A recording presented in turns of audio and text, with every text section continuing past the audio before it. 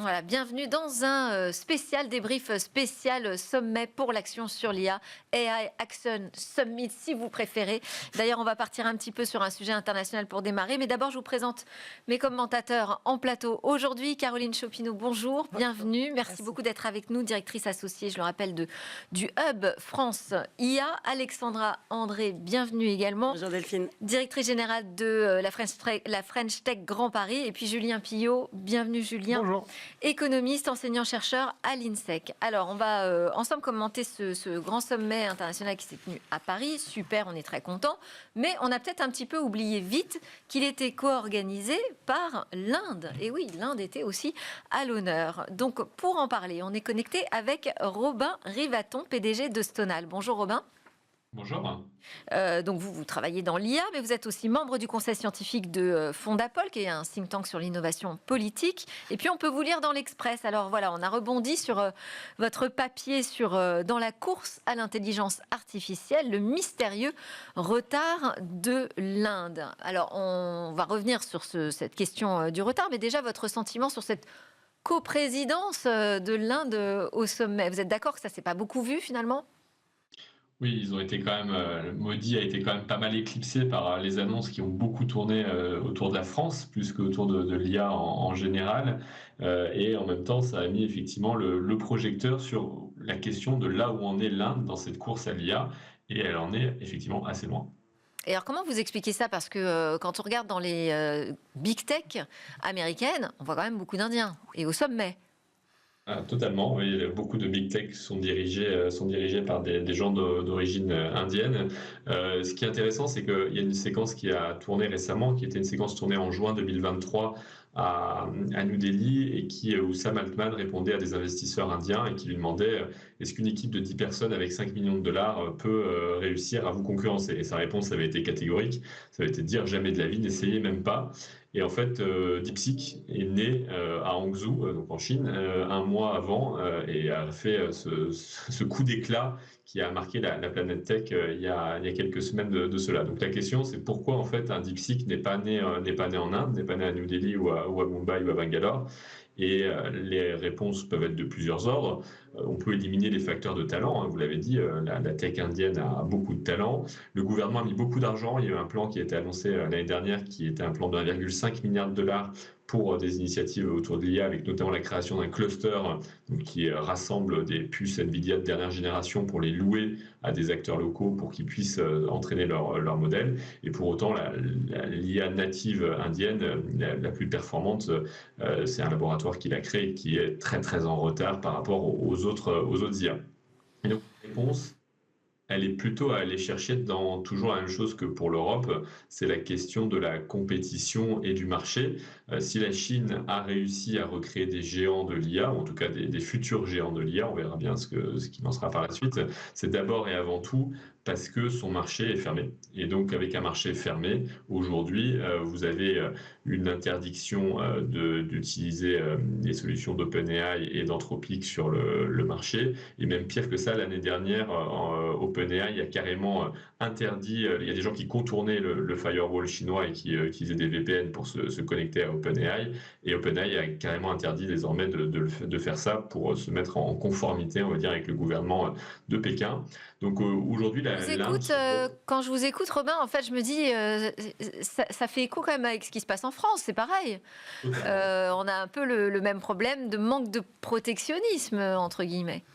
Ces deux zones qui sont extrêmement intéressantes, l'Inde et l'Europe, hein, puisqu'elles regorgent de talents. Il y a des initiatives publiques relativement importantes en termes de financement, et elles n'ont pas vu l'émergence d'un écosystème digital, donc sans même parler de l'IA endogène, indépendant, tout simplement parce que les acteurs américains, ils sont très forts, très représentés, et on est en train de vivre la même chose sur l'IA qu'on a vécu sur le digital ou l'accès à Internet. Et la seule zone qui s'exempte de ça aujourd'hui, c'est la zone chinoise, et qui l'a fait effectivement avec l'imposition d'un fort protectionnisme à l'entrée sur son marché. Donc je n'ai pas d'avis sur la question de savoir si c'est une bonne chose. En tout cas, il est intéressant de remarquer que le seul pays qui a réussi à créer un écosystème endogène, c'est en imposant des fortes protections ou des fortes barrières à l'entrée de son marché domestique. Mais je fais le parallèle avec la France aussi sur les talents. Voilà, c'est le discours qu'on entend. Donc l'Inde sera le 4e pays à accueillir cette rencontre internationale autour de l'intelligence artificielle. On verra si la France y est totalement éclipsée là-bas. Ce sera peut-être un juste retour de médaille. Robin Rivaton, je vais vous libérer parce que je crois que vous êtes pressé. Puis nous, on va continuer à débattre en plateau. Merci beaucoup. Bonne journée. Merci.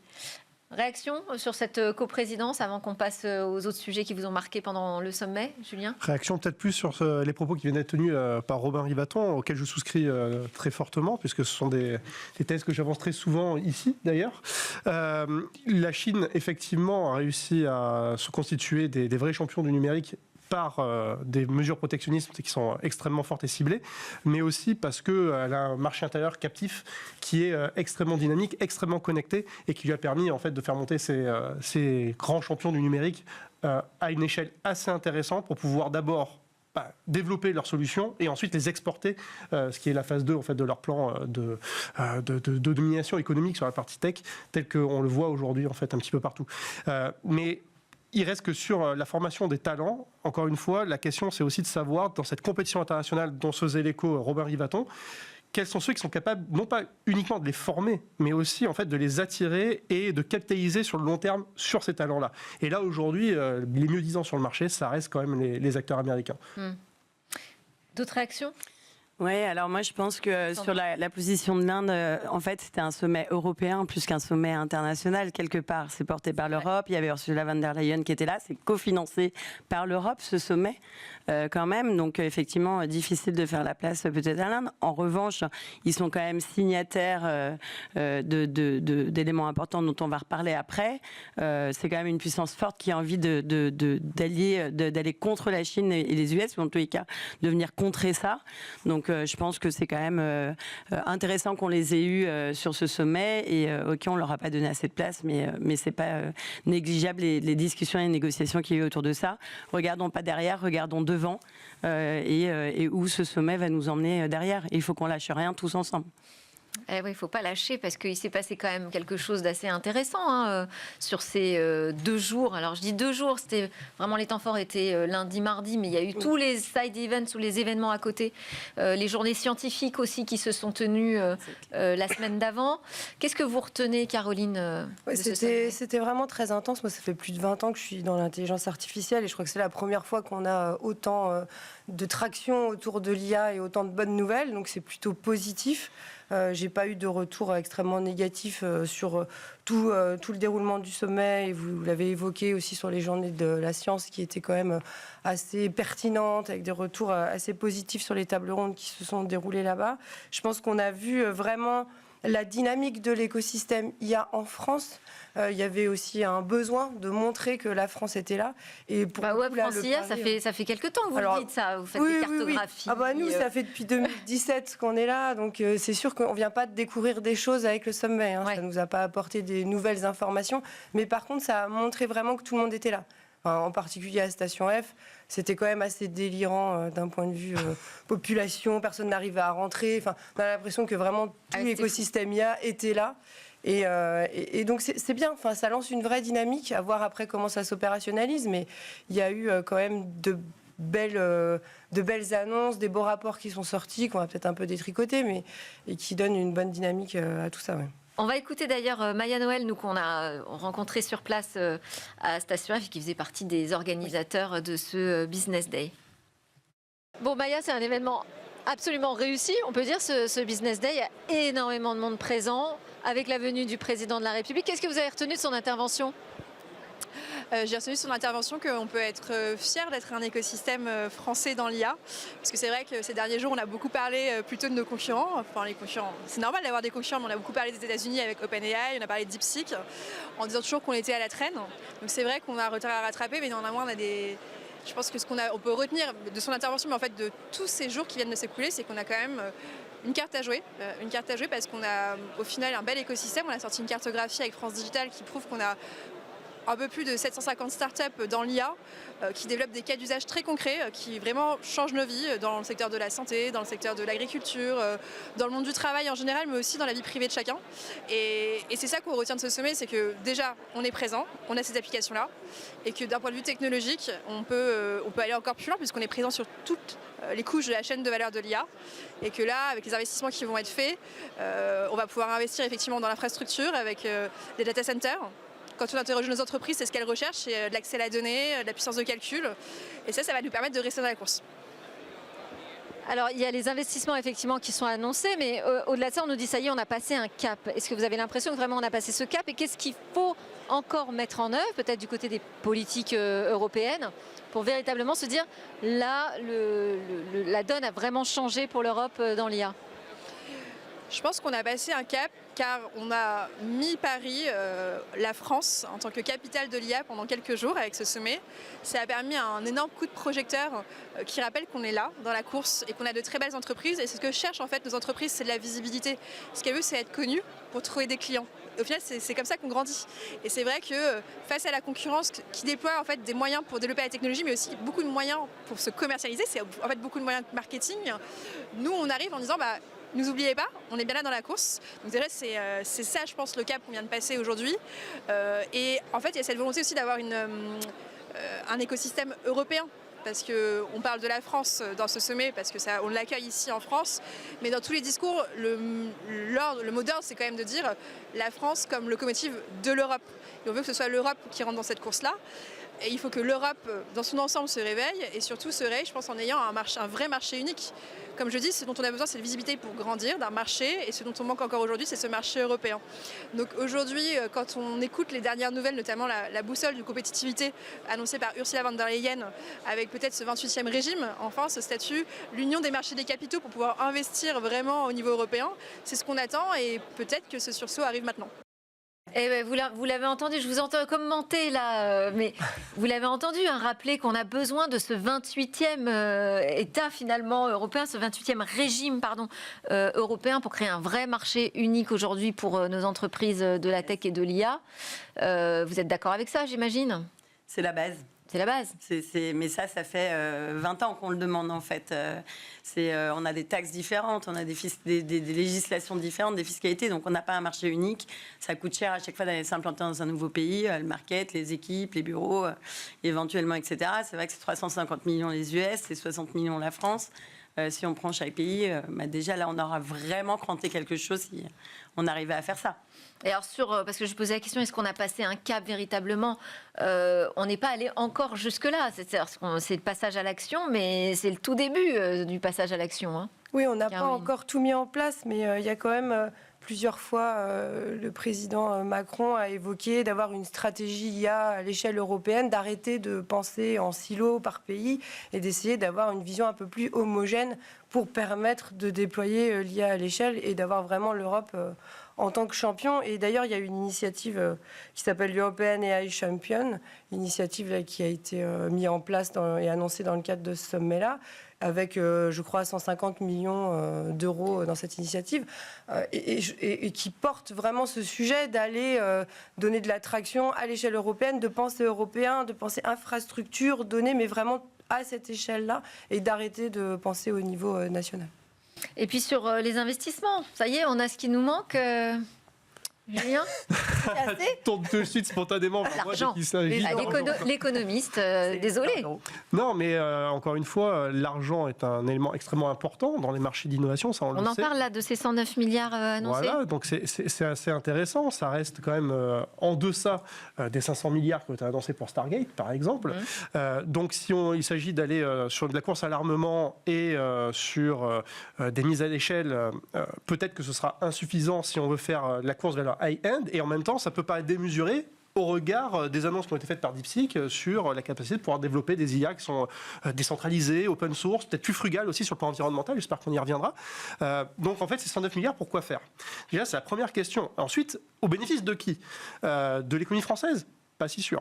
Parce que si ces 109 milliards servent à alimenter nos data centers avec des GPU NVIDIA, en vérité, c'est l'économie américaine qui en profite. S'il s'agit derrière de confier la gestion de ces data centers et leur déploiement à Microsoft ou Amazon, est-ce que c'est l'économie française qui en bénéficie directement ?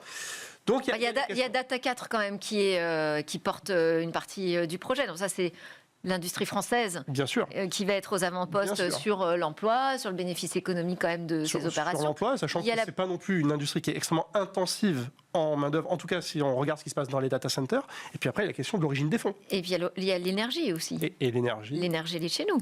Oui, l'énergie est de chez nous. D'ailleurs, ça, c'est une vraie bonne nouvelle.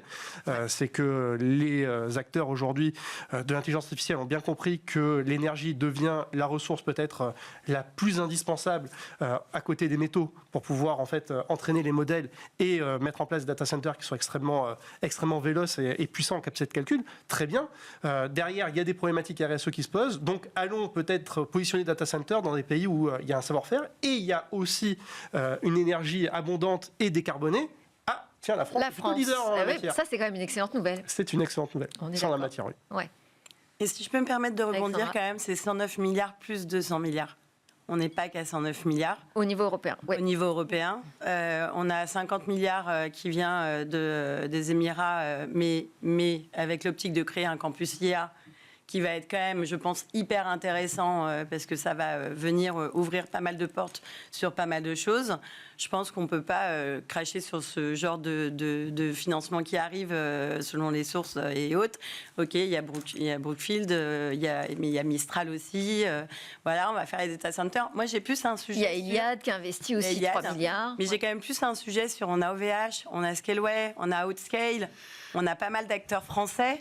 Pourquoi est-ce qu'on va faire venir des internationaux pour aller créer des data centers alors qu'on parle de souveraineté, qu'on essaie d'avoir une indépendance, etc., etc. Donc moi, je verrais plus le sujet là-dessus. Et très peu de gens en parlent de ça. Alors ça, je suis assez étonnée. Merci Personne Alexandra. n'en a parlé. Bah oui.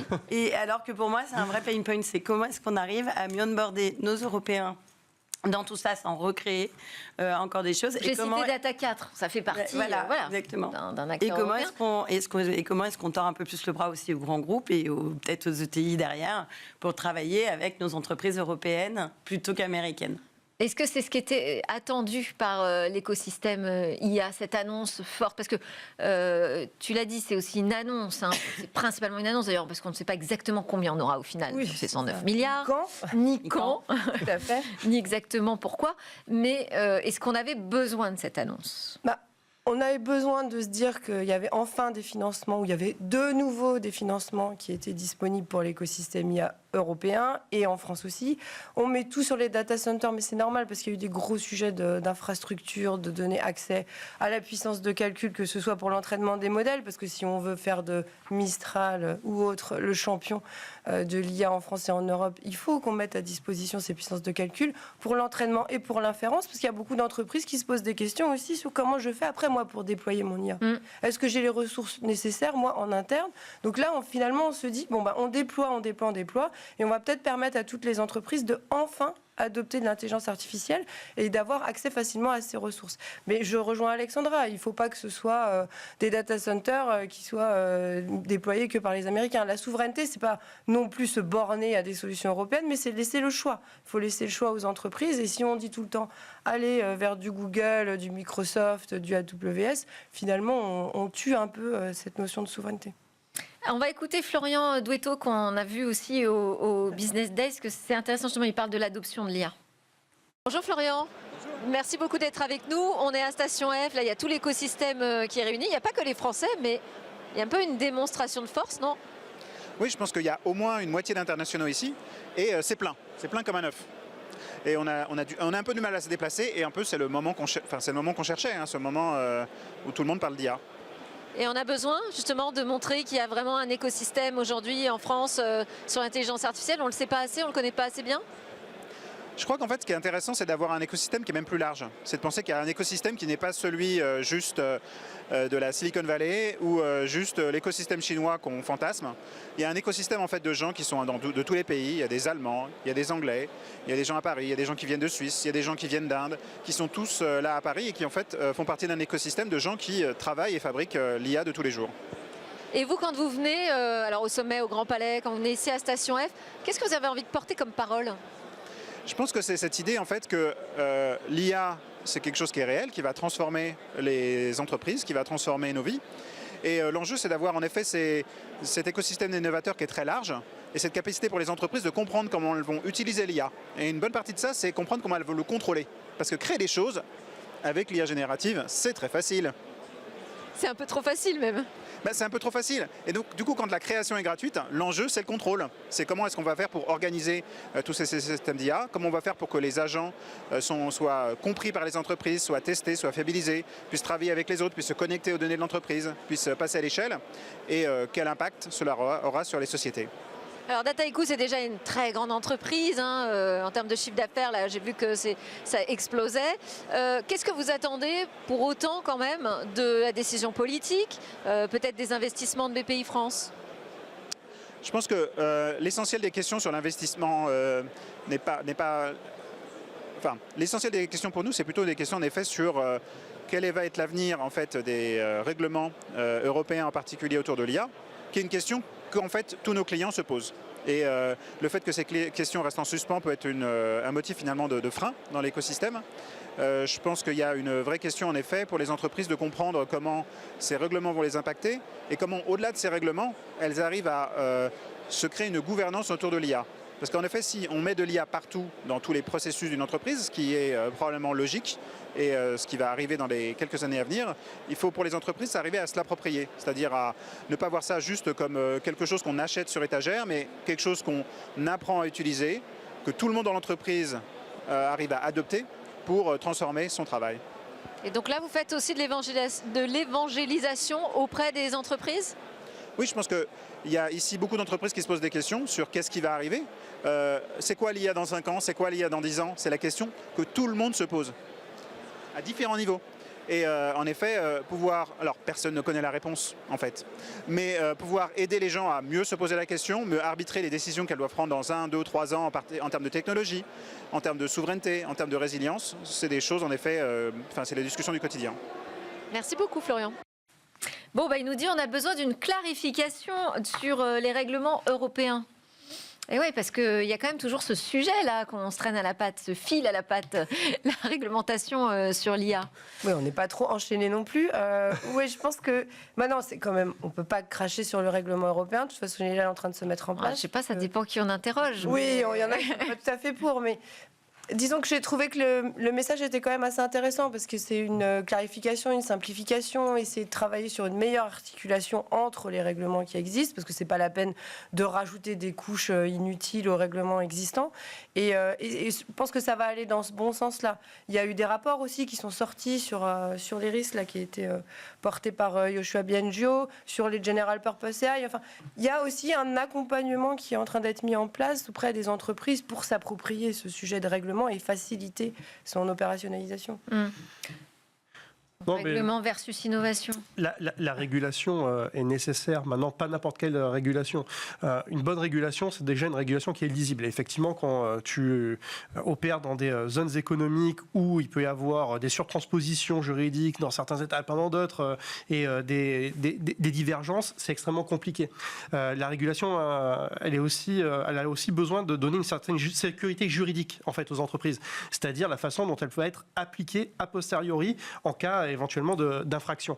Là, effectivement, pareil, il y a une grosse incertitude juridique aujourd'hui autour des entreprises qui peut aussi entraver leur action et leur dynamisme. Et puis, à côté de ça, il y a une régulation qui doit être intelligente, c'est-à-dire qui doit exister, mais pas n'importe comment. Et peut-être qu'une régulation intelligente, ce serait une régulation qui donnerait la possibilité de flécher les investissements en faisant une sorte de protectionnisme un petit peu déguisé vers des entreprises françaises et ou européennes qui auraient des atouts qui aujourd'hui ne sont pas ceux qui sont dans la manche des grands acteurs américains, et notamment sur la partie environnementale. Peut-être qu'on pourrait avoir une régulation qui serait extrêmement... qui laisserait beaucoup de marge de liberté en matière d'innovation, mais qui, par contre, derrière, serait beaucoup plus restrictive sur la partie usage, et notamment utilisation de l'énergie et utilisation des métaux. Qui pourrait pénaliser, par exemple, en tout cas, les plus gros modèles, acteurs, voilà, et flécher les investissements vers des modèles qui sont beaucoup plus frugaux, quoi. Absolument. Ça, je l'ai déjà entendu du côté des acteurs justement européens qui se disent finalement nous, en France en particulier, on a on a l'avantage d'avoir des centrales nucléaires qui nous permettent de faire de l'énergie propre. Et donc, on devrait en tirer un avantage. Ce serait une manière, finalement, de faire du protectionnisme, effectivement, de manière un peu cachée. Ouais. Ça, et puis aussi, le président, il en a aussi plutôt pas mal parlé. C'était intéressant pour l'écosystème, cette notion d'IA frugale dont on a évoqué tout à l'heure. C'est une position aussi de l'Europe là-dessus. C'est-à-dire qu'on va aller flécher de l'innovation et du financement sur des approches qui sont plus frugales en data, en énergie, essayer d'avoir quand même une utilisation plus raisonnée de l'intelligence artificielle. Et ça a été évoqué plusieurs fois. Il y a eu un événement en parallèle, là, le 11, sur l'IA durable, qui était porté par le ministère de la Transition écologique. Donc il va y avoir encore des actions là-dessus. Et je pense que c'est une posture que doit garder et intensifier l'Europe. Et vous sentez aujourd'hui que dans les acteurs de l'IA en France, on cherche des nouvelles façons de faire de l'IA, de ne pas forcément se calquer sur la stratégie américaine ? Moi, je pense que pour avoir audité les grands groupes récemment, là, il y a quand même beaucoup de grands groupes qui demandent aux startups d'être frugales, des startups IA d'être frugales parce qu'ils en ont besoin pour leur RSE. Que la réalité, c'est que ça peut dégager une mauvaise image derrière, même d'ailleurs pour le peuple français, la population française. Moi, j'ai eu pas mal de gens sur LinkedIn qui sont pas du tout dans la tech, qui m'ont dit, et des amis qui m'ont dit, mais moi j'ai une question sur l'environnement. Ce sujet environnemental me perturbe énormément. Donc c'est très collectif. Et je pense qu'il y a, et ça c'est la volonté quand même, parce que moi je parle pas mal avec l'Élysée ces derniers temps, ils ont quand même la volonté vraiment d'aller évangéliser auprès du grand public. Le CNUM le fait avec les cafés de l'IA. Oui. Il y a pas mal d'actions et d'initiatives sur l'IA n'est pas dangereuse, n'est pas négative, etc. Mais sur les questions environnementales, les questions sociales, éthiques, etc. etc. Donc, je pense que ça peut venir aussi par tous les acteurs qui vont demander aux start-up IA d'être beaucoup plus frugales. Là derrière, il faut une volonté politique de porter ces projets différents. Ouais, mais moi, si je peux juste me permettre, je pense qu'il y a quelque chose qui est quand même ressorti de ce sommet, c'est la volonté, et encore une fois, alors moi les gens savent que je suis une pro-Macron pour plein de raisons, mais on a quand même un PR, quand il porte un sujet, il y va vraiment. Et il a la volonté de faire quelque chose un peu comme Notre-Dame, ou les JO autour de l'IA, et je pense qu'il est capable de faire parce qu'il lui reste 3 ans. Et en fait, je pense qu'il va vouloir vraiment marquer le truc là autour de l'IA et que. C'est Laetitia Avia qui disait finalement c'était un peu les JO de l'IA. Mais tout le monde l'a dit. On était sûr que ce serait une cata, et puis finalement ça a l'air d'être plutôt réussi. C'est sûr que c'était pas gagné d'avance. Dans le contexte politique, on était un peu dubitatif quant au succès de l'organisation. Oui. Finalement, tout s'est bien passé. Très bien. Il y a juste la position américaine. Je vous ai pas fait réagir dessus. On a 20 secondes. Voilà. Est-ce qu'on est étonné? Oui, non, on n'est pas étonné finalement. Bon, et finalement, on n'a pas vu Elon Musk. Non. Bon. Par contre, moi, je sais pas si grave. C'est pas grave. Moi, je suis plus étonnée de la posture du UK. Parce que je ne pensais pas pour le coup que le UK prendrait cette posture-là. Absolument. Moi, c'est là où j'aurais quelque chose à dire. Réservé, on va dire. Ouais. Bah, pas signataire, en tout cas. Voilà. Merci beaucoup à tous les trois d'avoir commenté ce sommet avec moi dans Smart Tech. Caroline Chopineau, Alexandra André, Julien Pillot. Merci à tous de nous suivre. C'était Smart Tech. On se retrouve très bientôt sur la chaîne Be Smart for Change.